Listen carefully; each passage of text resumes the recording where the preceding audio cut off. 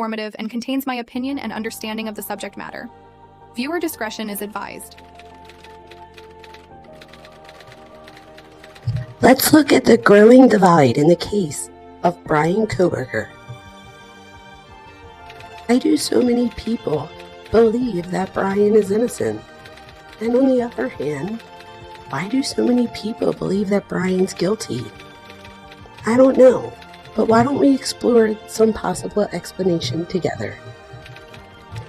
First, I would like to offer my deepest condolences to the families of Ethan Chapin, Kaylee Goncalves, Zaina Kernodle, and Madison Mogan.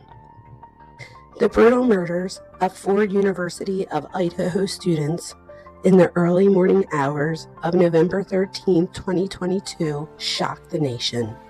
When police arrested 28-year-old Bryan Kohberger nearly 7 weeks later, most believed it was a solid case. However, instead of universal consensus, a vocal group insists he is innocent.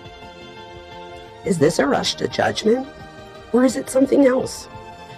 Today we will examine the reasons behind the skepticism, the hypocrisy fueling it, and why the evidence will decide this case. Bryan Kohberger, highly educated, socially awkward, but not overtly violent, and comes from a seemingly normal background. This creates cognitive dissonance. People do not want to believe someone like him could commit such a brutal crime. We have seen real wrongful convictions before, cases where law enforcement got it completely wrong.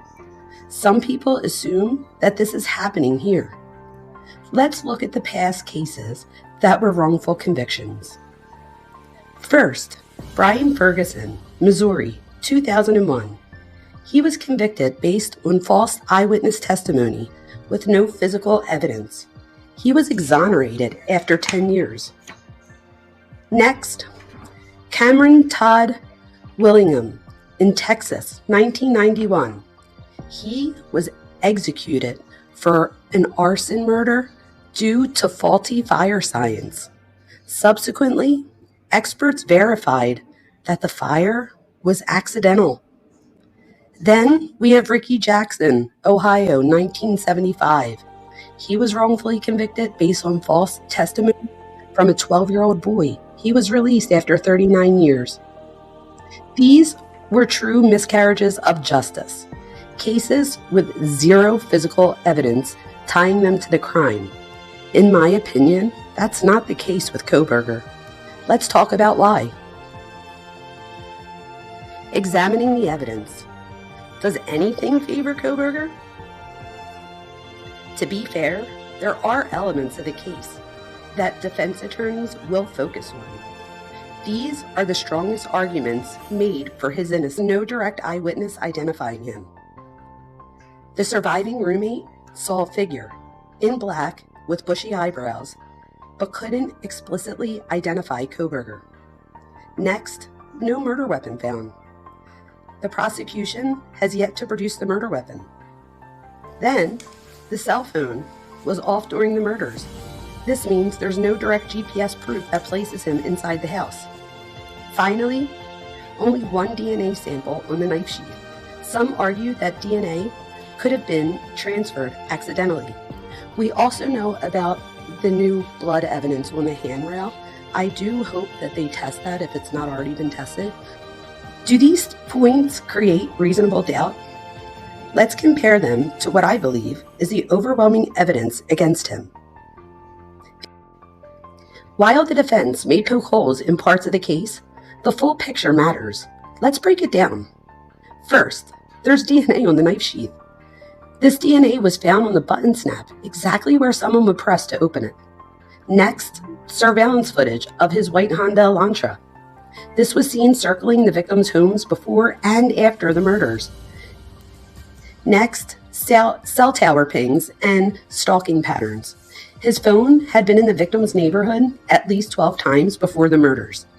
And when it comes to stalking patterns, although the prosecution and defense say that there was no stalking, it is my opinion that this is stalking in the legal sense. Psychologically, somebody could be following you right now or have a relationship with you right now that you've never met before. Next, his behavior after the murders. He deep cleaned his car, he traveled the country, he changed his license plates and registration.